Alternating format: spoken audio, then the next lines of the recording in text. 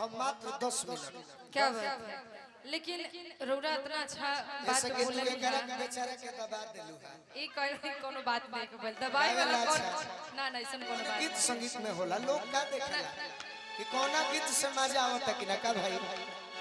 हम दबावे के पर्पस से ना गइनी हां, हम तो एंजॉयमेंट के पर्पस से गइनी। सही तरह तुम रहिले के चिंता भय करा हमर दुलरू। आप अपना स्किल लेकर बैठो ना यार, बैठिए बैठा ना। तो प्रमोद भैया हमारे भाई है जौन तू निमन काम कइले रह भोर में आजो मौका देतनी। अरे किरला में पूर्ववारी रेला में पूर्ववारी अरे गुमुटी रे मजनुआ अरे मिले ओई होई जब छुट्टीए मजनुआ मिले ओई होई। ऐसा बात नहीं खे, हमरा से दूरे रह तो तार फायदा बा, ज्यादा करीब आइबा तो प्यार हो जाई तो दिक्कत तो हरे हो। काहे की कहे के मतलब का बा, बड़ा सुंदर गीत याद आवत तो उहे सुनाओ तनी हम।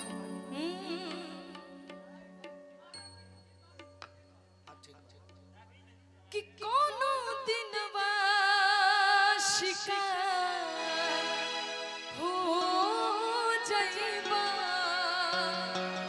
ये पता सुंदर गाने बने। अरे कि कोनो दिनवा शिकार हो जाइबा। कि कोनो दिनवा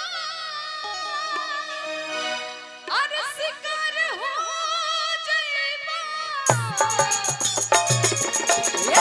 हमसे दूर रहो, काहे की हमसे मिलबा हमार हो जाइबा। अरे कोनो दिनवा शिकार हो जाइबा।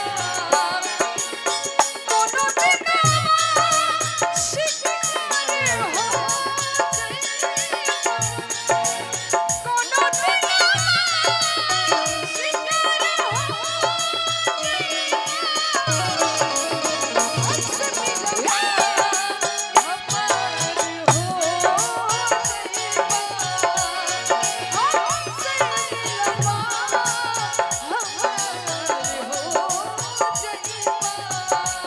एक साल पहले जे फेसबुक चलावत हुई जे सोशल मीडिया चलावत हुई ये गीत राकेश तिवारी जे बड़ी सुंदर गौले बनी सभे गावेला।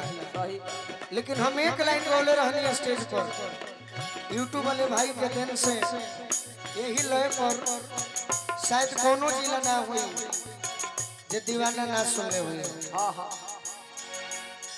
दिल लगावला के का जरूरी बा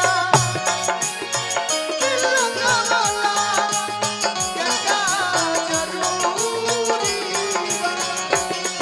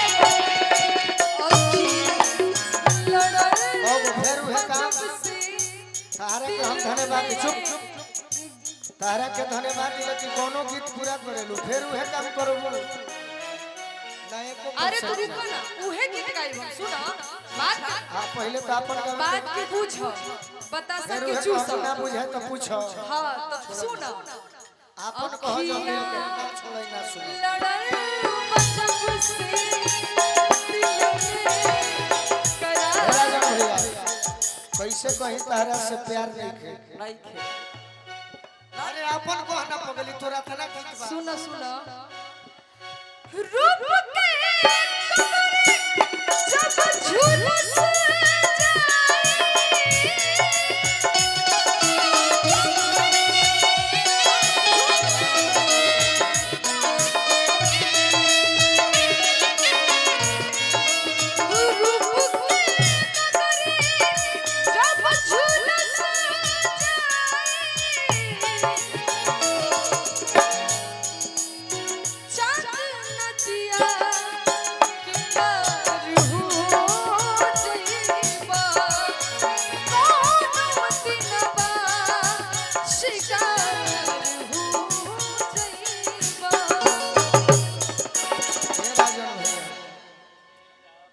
तारा से आग्रह कर आदेश भी दे सकतनी कि एगो छपरा जिले के कोनो पूर्वी टाइप के गीत ऐसे कि छपरा की पूर्वी हुई इस सब लयदार के धरती कविंदर चाचा तारा के आशीर्वाद देनी हां जी और तार फैन भी हो गई आज से हां बिल्कुल काहे ना पूर्वी हुई काहे ना लेकिन पहले हमारे पहले रौरा एगो पूर्वी सुनाई छपरा ये पूर्वी सुना दी छपरा ये पूर्वी अरे ले ना तुरंत तो सुनाओ रे 5:30 जौन गीत होई भिखारी ठाकुर जी से जुड़ल हो अच्छा देखो